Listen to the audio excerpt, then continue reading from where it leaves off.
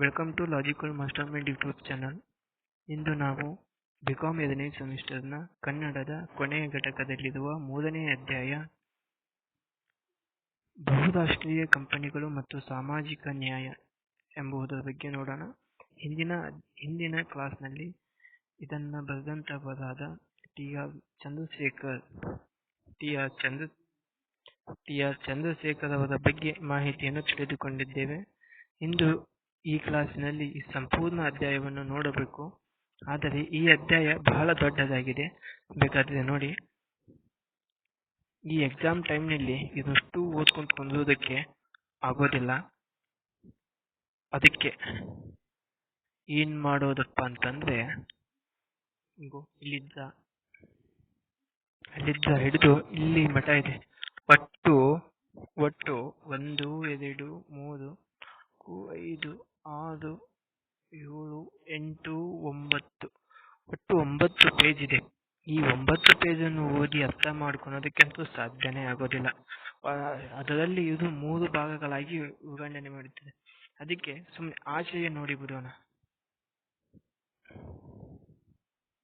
ಯಾಕಪ್ಪ ಆಶಯ ನೋಡೋದಂತಂದ್ರೆ, ಯಾವುದೇ ಒಂದು ವ್ಯಕ್ತಿಯನ್ನು ಅರ್ಥ ಮಾಡಿಕೊಳ್ಳಬೇಕಾದರೆ ಅವನ ಮನಸ್ಸನ್ನು ಮೊದಲು ಅರ್ಥ ಮಾಡಿಕೊಳ್ಳಬೇಕು. ಹಾಗೆಯೇ ಒಂದು ಪಾಠವನ್ನು ಅರ್ಥ ಮಾಡಿಕೊಳ್ಳಬೇಕಾದರೆ ಆಶಯದಲ್ಲಿ ಸಂಕ್ಷಿಪ್ತವಾಗಿ ಏನು ಇದೆ ಏನಿಲ್ಲ ಎಲ್ಲವನ್ನೂ ಕೊಟ್ಟಿರುತ್ತಾರೆ. ಅದಕ್ಕೆ ಈ ಆಶಯವನ್ನು ಅರ್ಥ ಮಾಡಿಕೊಂಡರೆ ಸಾಕು, ಇಡೀ ಪಾಠವೇ ನಮಗೆ ಅರ್ಥವಾಗುತ್ತದೆ. ಅದಕ್ಕೆ ನೋಡೋಣ ಬನ್ನಿ. ಬಹುರಾಷ್ಟ್ರೀಯ ಕಂಪನಿಗಳ ಭಾಷೆಯು ಎಂದರೆ ಲಾಭ. ಹೌದಾನೆ? ಲಾಭ, ಗರಿಷ್ಠ ಲಾಭ, ಅತಿಯಾದ ಪೈಪೋಟಿ, ಶ್ರಮ, ಶಕ್ತಿಯನ್ನು ಉಳಿಸುವ ತಂತ್ರಜ್ಞಾನ, ಕಾಯಂ ಉದ್ಯೋಗಕ್ಕೆ ಪ್ರತಿಯಾಗಿ ಹಂಗಾಮಿ ನೇಮಕಕ್ಕೆ ಆದ್ಯತೆ ನೀಡುವುದು, ಉದ್ಯಮಿಯಿಂದ ಉಂಟಾದ ಸಾಮಾಜಿಕ ಪರ್ಯಾಯ ನಷ್ಟವನ್ನು ಸಮಾಜದ ಮೇಲೆ ಹೇರುವುದು, ಇವು ಮುಂತಾದವುಗಳಾಗಿವೆ. ಹೌದಲ್ವಾ? ಯಾವುದೇ ಒಂದು ಕಂಪನಿ ತನಗೆ ಏನೇ ಬಾಧ ಬಂದದು, ತನಗೇನೇ ಲಾಸ್ ಆದದು, ಅದನ್ನು ತಗೊಂಡು ಹೋಗ್ಬಿಟ್ಟು ಮತ್ತೆ ಸಮಾಜದ ಮೇಲೆ ಇಡುತ್ತೆ. ಹಾಗೆ ಅದನ್ನೇ ಹೇಳಿದ್ದಾರೆ. ಬಹುರಾಷ್ಟ್ರೀಯ ಕಂಪನಿಗಳಿಂದಾಗಿ ಉದ್ಯಮಿದಾರನಿಗೆ ಹಾಗೂ ಬಂಡವಾಳಕರಿಗೆ ಲಾಭ ಆಗುತ್ತೆ. ಈ ಬಹುರಾಷ್ಟ್ರೀಯ ಕಂಪನಿಗಳಿಂದ ಉದ್ಯಮಿಗೆ ಮತ್ತು ಬಂಡವಾಳಿಗರಿಗೆ, ಬಂಡವಾಳ ಹಾಕ್ತಾರಲ್ಲ ಅವರಿಗೆ ಮತ್ತು ಉದ್ಯಮಿಗೆ, ಅವರಿಗೆ ಇಷ್ಟ ಲಾಭ ಆಗುತ್ತೆ. ಇದರಿಂದ ಸಮಾಜಕ್ಕೆ ಅನುಕೂಲಕ್ಕಿಂತ ಅನಾನುಕೂಲವೇ ಹೆಚ್ಚು. ಈ ಬಂಡವಾಳಿಗರು ಮತ್ತು ಉದ್ಯಮಿದಾರರು ಅಷ್ಟೇ ಲಾಭ ಪಡ್ಕೋತಾರ. ಸಾಮಾನ್ಯ ಜನರು ಬರೀ ಅವರಿಗೆ ಟ್ಯಾಕ್ಸ್, ಅವ್ರು ಬಿದ್ದಂತ ನಷ್ಟನ ಈಡೇರಿಸಿದಾಗ ಹೋಗ್ಬಿಡ್ತದ. ಹಂಗಾಗಿ ಸಮಾಜಕ್ಕೆ ಬಹಳ ಅನಾನುಕೂಲ ಆಗತ್ತ. ಕೈಗಾರಿಕೀಕರಣ ಮತ್ತು ವಿನಾಶ ಎರಡೂ ಏಕಕಾಲಕ್ಕೆ ನಡೆಯುವ ಸಂಗತಿಗಳಾಗಿವೆ. ಕೈಗಾರಿಕೀಕರಣ ಮತ್ತು ವಿನಾಶ ಎರಡು. ಇದು ನಮ್ಮ ದೇಶದಲ್ಲಿ ಬಹುರಾಷ್ಟ್ರೀಯ ಕಂಪನಿಗಳು ಗಣಿಗಾರಿಕೆ, ವಿದ್ಯುತ್, ಕಲ್ಲಿದ್ದಲು, ಪೆಟ್ರೋಲಿಯಂ, ಮೀನುಗಾರಿಕೆ, ಟೆಲಿ ಸಂಪರ್ಕ, ಶಿಕ್ಷಣ, ಆರೋಗ್ಯ ವಿಮೆ ಮುಂತಾದ ಕ್ಷೇತ್ರಗಳಲ್ಲಿ ಪ್ರವೇಶ ಮಾಡುತ್ತಿವೆ ಅನ್ನೋಕೇನು ಮಾಡೇ ಬಿಟ್ಟಿವೆ. ಇವೆಲ್ಲವೂ ದೇಶದ ಸಂಪತ್ತನ್ನು ಏರುಪೇರು ಮಾಡುತ್ತಿವೆ ಎಂದು ಪ್ರಸ್ತಾವನೆಯಲ್ಲಿ ಈ ಸಾರಾಂಶ ಆಶಯವನ್ನು ಚಿತ್ರಿಸಲಾಗಿದೆ.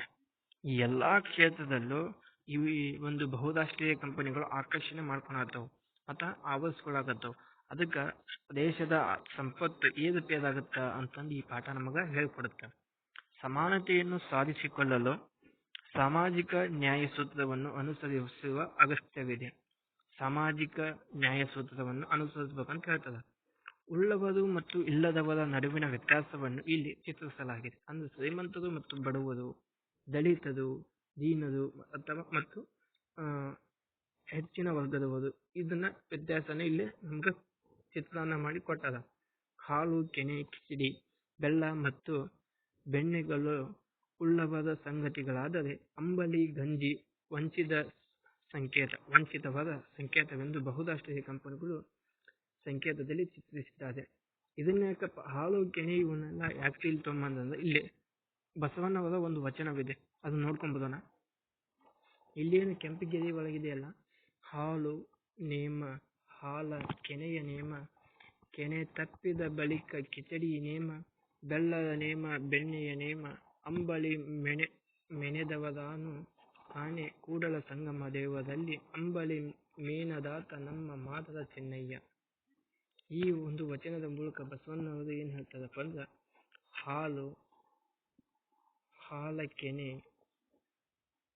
ತಪ್ಪಿದ ಬಳಿಕ ಕಿಚಡಿ, ಬೆಲ್ಲದ ಬೆಣ್ಣೆ ಅಂಬಲಿ ಕಾಣೆ. ಹಾಲು, ಕೆನೆ, ಕಿಚಡಿ, ಬೆಲ್ಲ, ಬೆಣ್ಣೆ ಇದನ್ನೆಲ್ಲವನ್ನು ಬಹುರಾಷ್ಟ್ರೀಯ ಕಂಪನಿಗೆ ಹೋಲಿಸುವುದು ಮತ್ತು ಈ ಅಂಬಲಿಯನ್ನು ಸಾಮಾನ್ಯ ಜನರಿಗೆ ಹೋಲಿಸಿ ಈ ಒಂದು ಪಾಠದಲ್ಲಿ ಚಿತ್ರಣ ಕೈಗೊಳ್ಳುವುದು. ಹೀಗೆ ಸಾಮಾಜಿಕ ನ್ಯಾಯವೆನ್ನುವುದು ಹಕ್ಕಿನ ಸಂಗತಿ ವಿನಃ ಹಂಗಿನ ಸಂಗತಿಯಲ್ಲ. ಇದರ ಪ್ರಕಾರ ಎಲ್ಲಿ ಬಡತನವಿರುತ್ತದೆಯೋ, ಎಲ್ಲಿ ಹಸಿದವರು ಇರುತ್ತಾರೆಯೋ, ಎಲ್ಲಿ ಅರೆಹೊಟ್ಟೆ ಸಮಸ್ಯೆ ಇರುತ್ತದೆಯೋ, ಎಲ್ಲಿ ನ್ಯಾಯವನ್ನು ಆಧರಿಸಿದ ಅಂತಹದಲ್ಲಿ ನ್ಯಾಯವನ್ನು ಆಧರಿಸಿದ ಸಮಾಜವನ್ನು ಕಟ್ಟುವುದು ಸಾಧ್ಯವಿಲ್ಲ ಎಂದು ಅರ್ಥ ಆಗುತ್ತದೆ. ಇಲ್ಲಿ ತಿಳಿದು ಬರುತ್ತದೆ.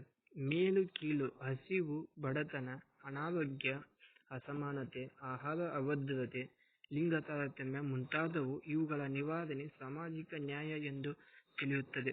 ಸ್ವಾತಂತ್ರ್ಯ ಸಿಕ್ಕ ನಂತರ ಈ ಅಂಶಕ್ಕೆ ಬೆಂಬಲ ಮತ್ತು ಪ್ರೋತ್ಸಾಹ ಇರಲೇ ಇಲ್ಲ. ಅವುಗಳ ಪ್ರವೇಶದ ಮೇಲೆ ನಿಯಂತ್ರಣಗಳನ್ನು ಹೇರಲಾಗಿತ್ತು. ದೇಶದ ಆಯಕಟ್ಟಿನ ಉದ್ದಿಮೆ ಕ್ಷೇತ್ರಗಳಲ್ಲಿ ವಿದೇಶಿ ಬಂಡವಾಳದ ಪ್ರವೇಶವನ್ನು ನಿಷೇಧಿಸಲಾಯಿತು. ಹೀಗೆ ವಿದೇಶಿ ಬಂಡವಾಳ ಮತ್ತು ಬಹುರಾಷ್ಟ್ರೀಯ ಕಂಪನಿಗಳ ಅವಲಂಬನೆ ಇಲ್ಲದೆ ಅಭಿವೃದ್ಧಿ ಸಾಧ್ಯವಿಲ್ಲ ಎಂಬ ವಾದವನ್ನು ರಾಷ್ಟ್ರೀಯ ಮತ್ತು ಅಂತಾರಾಷ್ಟ್ರೀಯ ಮಟ್ಟದಲ್ಲಿ ಮಂಡಿಸಲಾಯಿತು. ಅಂದ್ರೆ ಬಹುರಾಷ್ಟ್ರೀಯ ಕಂಪನಿಗಳು ಮತ್ತು ವಿದೇಶಿ ಬಂಡವಾಳ ಇಲ್ಲಾಂದ್ರೆ ಆ ದೇಶ ಉದ್ಧಾರನ ಆಗಲ್ಲ, ಅಭಿವೃದ್ಧಿನೇ ಆಗಂಗಿಲ್ಲ, ಬಡತನದೊಳಗೆ ಸಾಯುತ್ತೆ ಅಂತಂದು ಮಂಡನೆ ಮಾಡಕ್ ಸ್ಟಾರ್ಟ್ ಮಾಡಿದ್ರು. ಬಡತನ, ಹಸಿವು, ಅರೆಹೊಟ್ಟೆ ಮುಂತಾದ ಸಮಸ್ಯೆಗಳನ್ನು ನಿವಾರಿಸಲು ವಿದೇಶಿ ಬಂಡವಾಳವೇ ಪರಿಹಾರ ಅಂತಂದು ಹೇಳಕತ್ತದ.